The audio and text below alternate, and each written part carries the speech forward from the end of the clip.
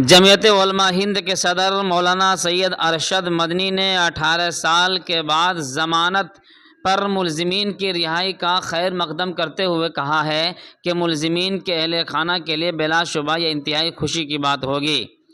ناظرین، میں بتاتا چلوں، 18 سالوں سے جیل کی صعوبتیں برداشت کرنے والے 4 ملزمین کو آج الہ آباد ہائی کورٹ نے مشروط ضمانت پر رہا کیے جانے کا حکم جاری کیا ہے۔ سال 2018 میں الہ آباد کی خصوصی عدالت نے رام جنم بھومی ایودھیا دہشت گردانہ حملہ معاملے میں اپنا فیصلہ سناتے ہوئے 4 ملزمین کو عمر قید کی سزا دی تھی۔ عمر قید کی سزا ملنے کے بعد ملزمین نے جمعیت علماء ہند مہاراشٹر مولانا سید ارشد مدنی قانونی امداد کمیٹی کے توسط سے نچلی عدالت کے فیصلے کو الہ آباد ہائی کورٹ میں چیلنج کیا تھا، نیز اپیلوں پر سماعت نہ ہونے کی صورت میں عدالت سے ضمانت پر رہا کیے جانے کی گزارش کی تھی۔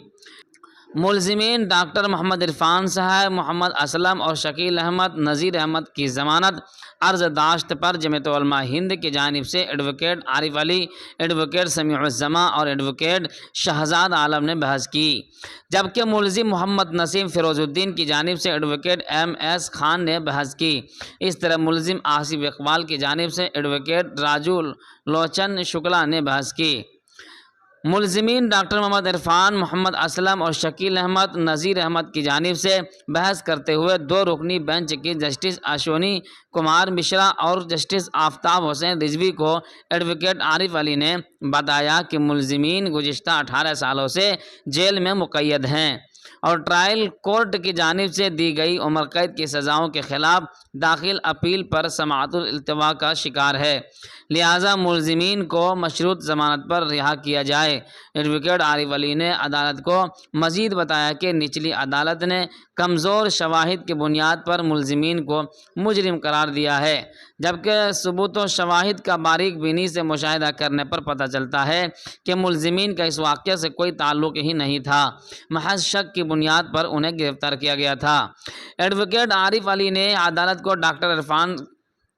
کے تعلق سے بتایا کہ استغاثہ نے ملزم کے خلاف گواہی دینے کے لیے عدالت میں 29 سرکاری گواہوں کو پیش کیا، جن میں سے صرف 3 گواہوں نے مبینہ طور پر ملزم کے قبضے سے ضبط کیے جانے والے موبائل فون کے تعلق سے گواہی دی۔ ایڈوکیٹ عارف علی نے عدالت کو بتایا کہ ملزمین کو امید ہے کہ اگر ان کی اپیل پر سماعت ہوئی تو وہ باعزت بری ہو جائیں گے، لیکن 5 سال کا وقفہ گزر جانے کے باوجود ملزمین کی اپیلوں پر سماعت نہیں ہو سکی ہے، لہذا ملزمین کو ضمانت پر رہا کیا جائے۔ دفاعی وکلاء نے عدالت کو مزید بتایا کہ یوپی حکومت نے ملزمین کی سزاؤں میں تخفیف کی عرض داشت کو بھی خارج کر دیا ہے، لہذا اپیلوں پر سماعت نہ ہونے کی صورت میں ملزمین کو ضمانت پر رہا کیا جائے۔ دفاعی وکلاء کے دلائل کی سماعت کے بعد سرکاری وکیل کی ملزمین کو ضمانت پر رہا کیے جانے کی عرض داشت کی شدید مخالفت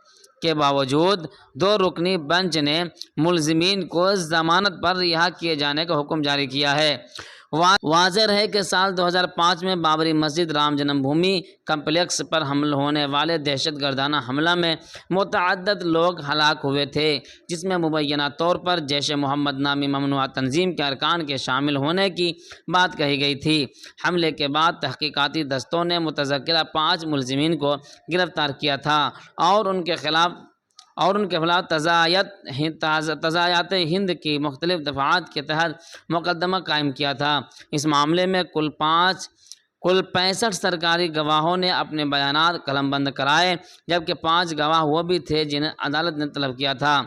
جمعیت علماء ہند کے صدر حضرت مولانا سید ارشد مدنی نے 18 سال کے بعد ضمانت پر ملزمین کی رہائی کا خیر مقدم کرتے ہوئے کہا ہے کہ ملزمین کے اہل خانہ کے لیے بلا شبہ یہ انتہائی خوشی کی بات ہوگی، کیونکہ ان کے لیے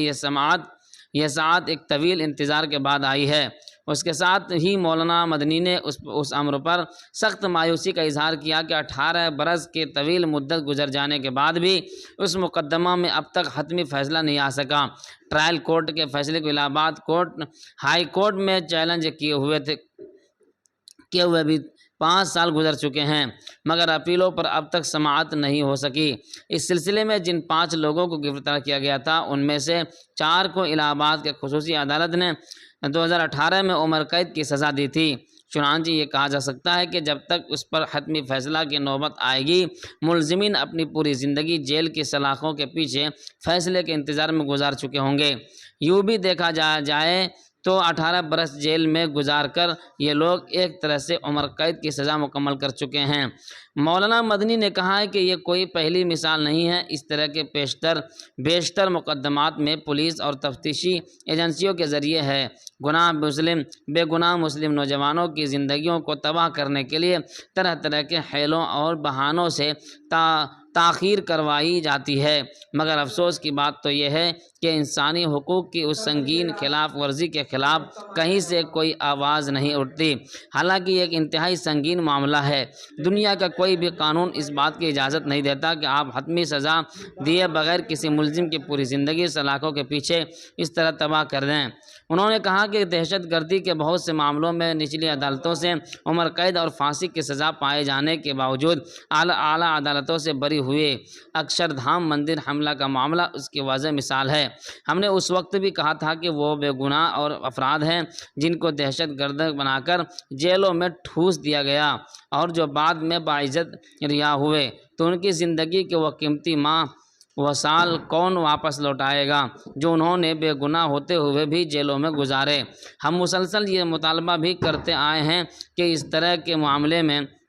متاثرہ لوگوں کے لیے نہ صرف مناسب معاوضہ کا التزام ہونا چاہیے، بلکہ پولیس اور ان تفتیشی افسران سے اس بات کی سختی سے جواب دہی بھی ہونی چاہیے کہ انہوں نے کسی بے گناہ کی زندگی سے ایسا سنگین کھلواڑ کیوں کیا، جبکہ یہ انسانی حقوق کے خلاف ورزی سے جڑا ہوا ایک اہم معاملہ